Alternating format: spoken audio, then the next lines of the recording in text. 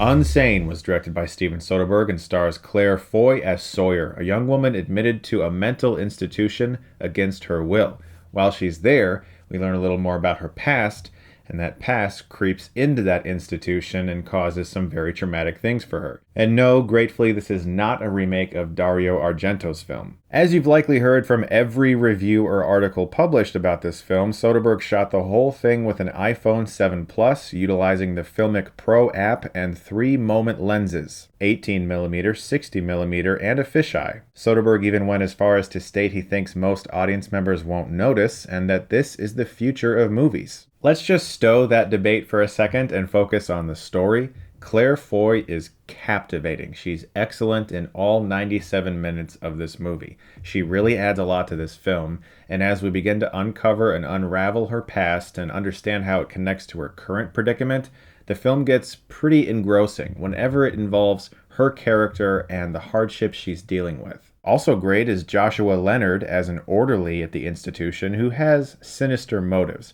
Of the 3 stars of the original Blair Witch Project, he's had the most success. However, he's been relegated to mostly horror B-movies, so it's nice to see him given a meaty role with some substance. Like most films about mental institutions, especially ones with unwilling patients, this film does have a lot of frustration when it comes to Sawyer never being heard. She's constantly shut down by the other orderlies and patients, and Soderbergh tries to create a sense of uncertainty when it comes to her sanity.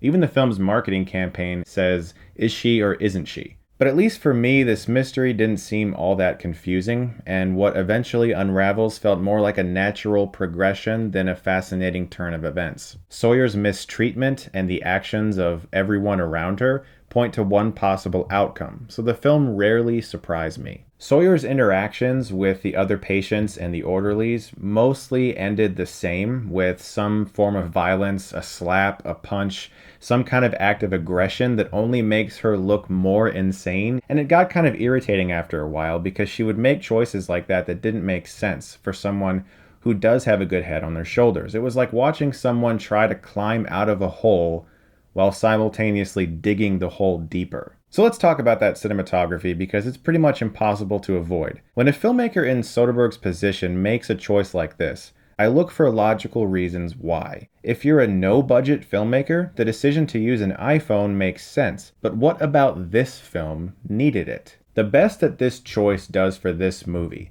the story, not necessarily the production, but the story, is create a sense of schlocky cheapness, almost documentary-esque. It makes some of the events that Sawyer has to endure a little more frightening because it feels slightly more personal. But Soderbergh's claim that no one will notice is ludicrous. The 1:56 aspect ratio, the overblown highlights in the color spectrum, and even the jittery dolly shots are noticeable to anyone who's ever made a short film before. The images are mostly flat, with little depth, coming off more like high-quality security camera footage than something cinematic. There's no doubt that Soderbergh is a phenomenal director, but when you are a director in his position, a choice like this seems more like a way to get excited again about making movies, and less of a technical option that actually benefits the film.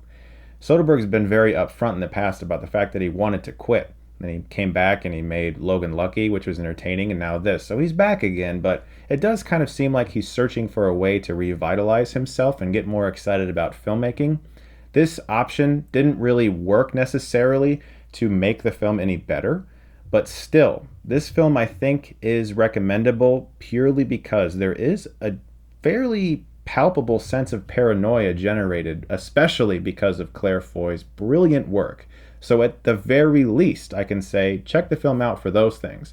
It's not going to change the way films are made, as Soderbergh perhaps thinks, but it's an interesting movie. Like, even when Soderbergh doesn't make a great film that's not very remarkable, he's always an engaging director. There's always something to talk about. I'm going to give Unsane a B-. Guys, thank you so much, as always, for watching. Look forward to more reviews very soon. You're the best, and if you like this, you can click right here and get Stuckmanized.